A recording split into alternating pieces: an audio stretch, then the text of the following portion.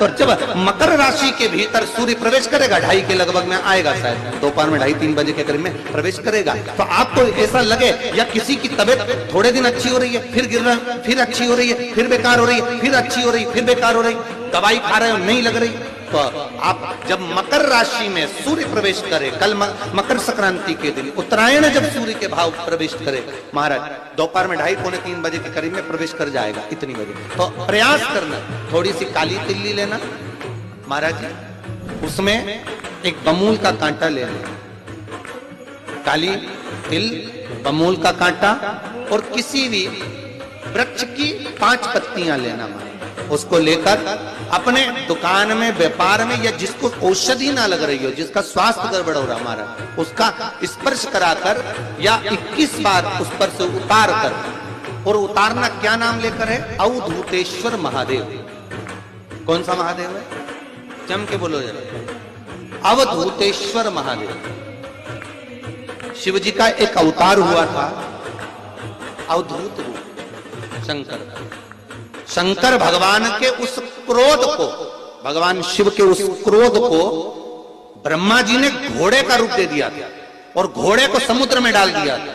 उस घोड़े से जलंधर हुआ था, फिर जलंधर का विवाह वृंदा से हुआ था। अर्थात शास्त्र कहता है कि अवधूतेश्वर महादेव का जो रूप है वो रोग का निवारण करने के लिए, व्यापार की वृद्धि को आगे बढ़ाने के लिए। आप लोगों ने कहीं कहीं देखा होगा, किसी किसी के ऑफिस में देखा होगा कि वास्तु शास्त्री कहते हैं कि दौड़ते हुए घोड़े का फोटो लगाओ। सुना है कि नहीं सुना? अरे बोलो तो सुना है कि नहीं सुना? किसी वास्तु वाले के पास जाओगे ना तो वो कहेगा तुम्हारा ऑफिस अच्छा नहीं चल रहा ना, तो दौड़ते हुए घोड़े का फोटो लगाओ। जो घोड़े 4-5 घोड़े दौड़ रहे हैं उनका फोटो लगा। क्यों कहते हैं वो? उसका कारण क्या है? वास्तु शास्त्री ऐसा क्यों बताते हैं कि दौड़ते हुए घोड़े का फोटो? उसका शास्त्र प्रमाण शिव महापुराण करती है महाराज कि शिव का एक रूप अवधूतेश्वर है, जिसको ब्रह्मा जी ने घोड़े का रूप दे दिया और घोड़े का रूप देकर उसको समुद्र में डाल दिया, जिससे जलंधर की उत्पत्ति हुई।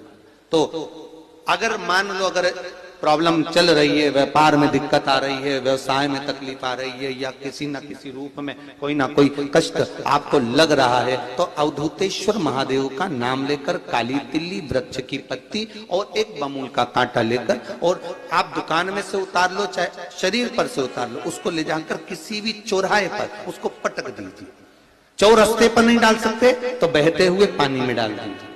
बहता हुआ पानी ना मिले तो पीपल के वृक्ष के नीचे डाल दीजिए, पर उसको मकर राशि के प्रविष्ट भाव में ही डालना।